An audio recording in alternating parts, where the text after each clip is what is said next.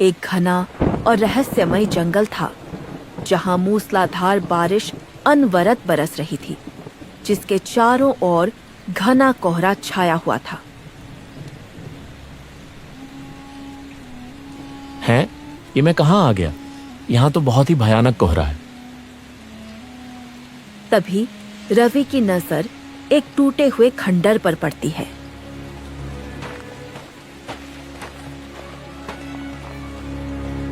अरे ये तो कोई पुराना खंडहर लगता है। रवि खंडहर के अंदर जाता है, जहां एक टूटी हुई सुंदर स्त्री की मूर्ति रखी होती है। अरे बाप रे, यह तो किसी सुंदर स्त्री की टूटी हुई मूर्ति है। ऐसा लगता है जैसे किसी स्त्री को किसी ने जीवित अवस्था में ही पत्थर बना दिया हो। और समय के साथ यह मूर्ति भी देखो कैसे टूट गई है। ओहो काश मेरे पास अभी काम का सामान होता तो मैं इस अधूरी मूर्ति को पूरा कर देता। वाह, एकदम अद्भुत लगती है। तभी अचानक मूर्ति के अंदर से आवाज आती है। मैं यही चाहती हूँ, मुझे पूरा करो। केवल तुम ही हो जो मुझे पूरा कर सकते हो। हे भगवान, ये मूर्ति भला बोल कैसे सकती है? तुम संसार के सबसे अच्छे मूर्तिकार हो, मुझे पूरा करो, पूरा करो। कुछ देर में यह आवाज पूरे जंगल में गूंजने लगती है और रवि बेहोश होकर गिर जाता है।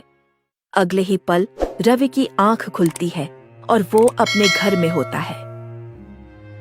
अरे बाप रे बाप, कितना भयानक सपना था। ओहो, ये मैं क्या देख रहा था? उसके सामने एक पिंजरे में बंद तोता बोल पड़ता है। लगता है तुम कोई बहुत खास सपना देख रहे थे। तुम सोते हुए बड़बड़ा भी रहे थे। अरे कुछ खास नहीं छोटू, अब क्या कहूं, बहुत ही डरावना सपना था। मैंने खुद को कोहरे से भरे जंगल में देखा और वहां एक टूटा हुआ खंडहर था और खंडहर में एक सुंदर स्त्री की टूटी हुई मूर्ति थी। और पता है, अचानक से वो मूर्ति मुझसे बात करने लगी। कभी कभी सपनों में सच्चाई भी दिखती है। हो सकता है कि ऐसी कोई मूर्ति और खंडहर वास्तव में मौजूद हो।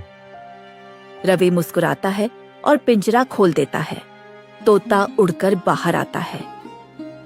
अरे मेरे प्यारे छोटू, जब से तुम मेरे जीवन में आए हो ना, आधा अकेलापन तो वैसे ही दूर हो गया।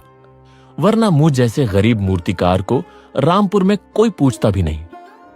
हाँ, लेकिन मेरे आने के बाद तुम्हारा खर्चा भी तो बढ़ गया है ना। मैं देखता हूं तुम कितनी मेहनत से मूर्तियां बनाते हो, फिर भी तुम्हारी मूर्तियां कोई नहीं खरीदता।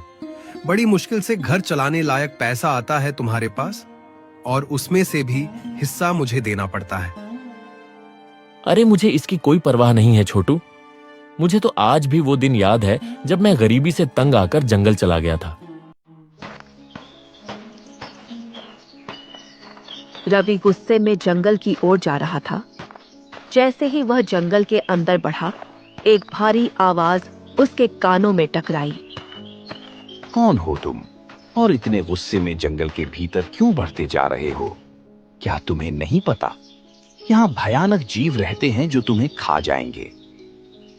रवि ने जैसे ही पीछे देखा, एक वृक्ष के नीचे एक साधु बैठा हुआ उसे घूर रहा था। हाँ तो बहुत अच्छा होगा साधु महाराज, कम से कम किसी जीव का भला तो होगा। जीते जी तो मैं किसी काम ही नहीं आया।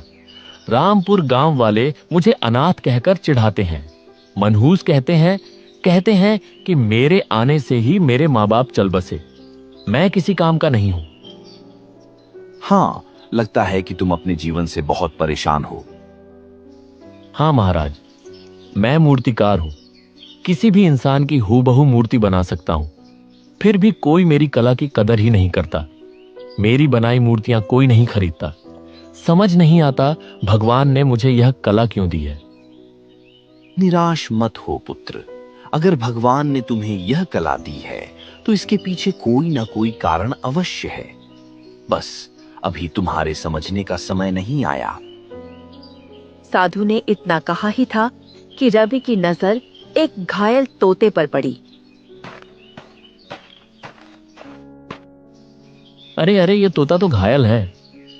मेरा जंगल में कोई दोस्त नहीं है। हर बार कोई जानवर मुझ पर हमला कर देता है।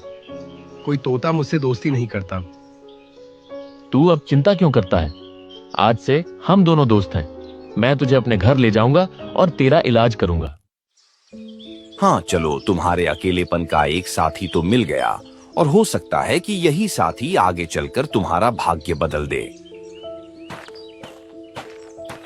इतना कहकर साधु वहां से रहस्यमय अंदाज में चला जाता है। रवि और छोटू मूर्तियों की बात कर रहे हैं। चलो, पुरानी बातें तो बहुत हो गई। आज तुम्हें मूर्तियां नहीं बेचनी है क्या? देखो देखो, समय कितना हो गया है। सूरज सर पर चढ़ाया है। अरे हाँ, तो फिर आओ बैठो मेरे कंधे पर और हमेशा की तरह दोनों चलते हैं रामपुर के बाजार में।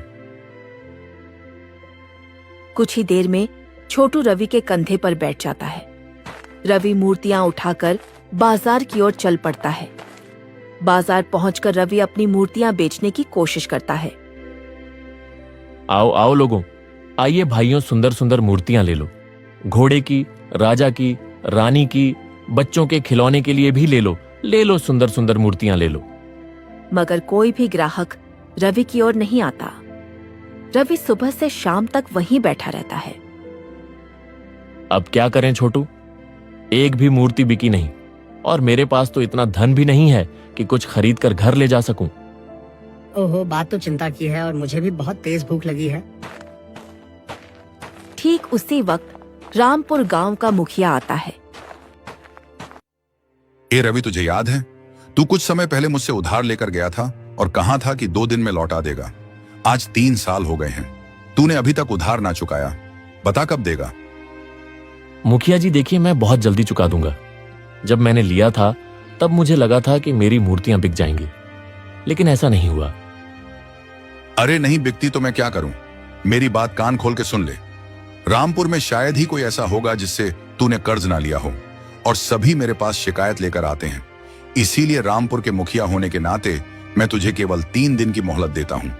अगर तूने 3 दिन में मेरा और बाकी सबका कर्जा नहीं चुकाया तो मैं तुझे तेरी झोपड़ी से धक्के मारकर बाहर निकालूंगा।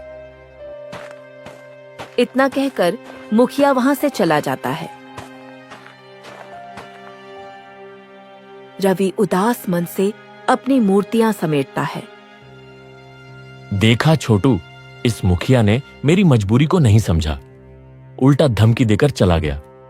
क्या ऐसा होता है मुखिया? उसे अपने रामपुर के लोगों की समस्याओं को समझना चाहिए ना। हाँ, वह सब तो सही है रवि, पर अब तुम खाओगे क्या? मैं तो पेड़ों पर उड़कर कहीं से भी कच्चे पके फल खा सकता हूँ। अरे पर भूख तो मुझे भी बहुत लग रही है छोटू, लेकिन समझ नहीं आ रहा कि धन कहां से लाऊं। मेरे पास एक उपाय है, सुनो, क्यों ना तुम किसी साहूकार से थोड़ा कर्ज ले लो। अरे वाह छोटू, वाह वाह, क्या बातें कर रहे हो। मुखिया अभी मुझे कर्ज के लिए ही सुना के गया है और तुम बोल रहे हो ऊपर से और कर्जा ले लो। गजब बात करते हो। अरे रामपुर में शायद ही कोई बचा होगा जिससे मैंने उधार ना लिया हो। हाँ, बस एक ही बचा है। साहूकार, वो तुम्हें थोड़ा कर्ज तो दे ही सकता है। ओहो ठीक है छोटू, बैठ जा मेरे कंधे पर। यह पापी पेट क्या क्या नहीं करवाता।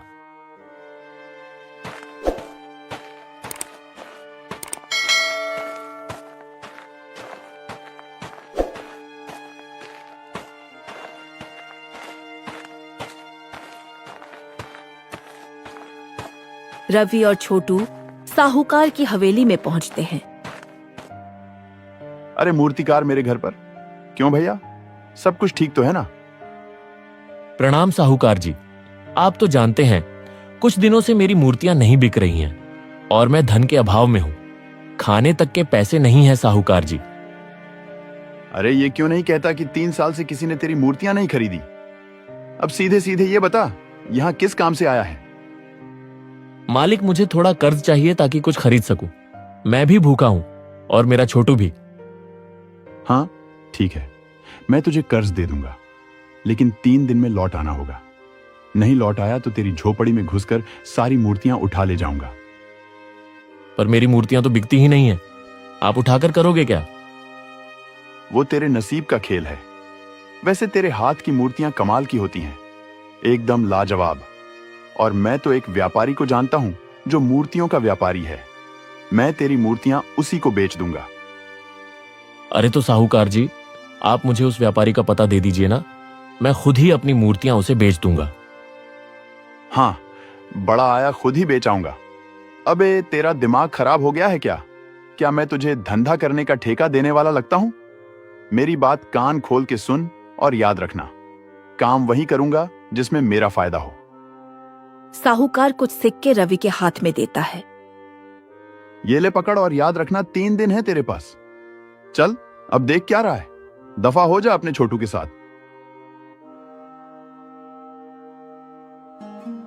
देखा छोटू, इसकी अकड़ देखी। अब वैसे भी साहूकार नहीं अकड़ेगा तो कौन अकड़ेगा। मित्र, मजबूरी इंसान से कुछ भी करवा सकती है। अब चलो, भूख लगी है, पहले कुछ पेट पूजा तो कर ले। इसके बाद रवि बाजार से कुछ आवश्यक सामान खरीदकर घर आता है। वो खाना बनाता है और छोटू के साथ भोजन करता है।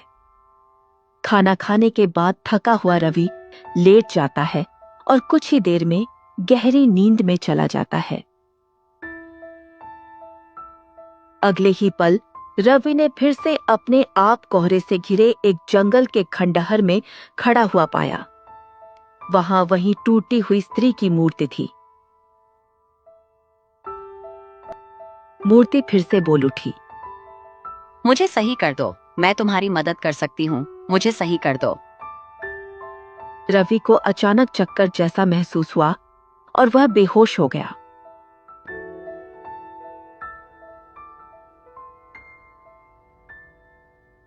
कुछ देर बाद जब उसकी आंख खुली तो उसने देखा कि छोटू बहुत बेचैन और विचलित था।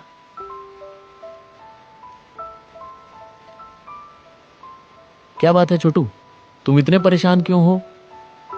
अरे मैं जो तुम्हें बताने वाला हूँ वो सुनकर तुम भी परेशान हो जाओगे। अरे बाहर नहीं देखा क्या, कितनी मूसलाधार बारिश हो रही है। रवि यह सुनकर चौंक गया।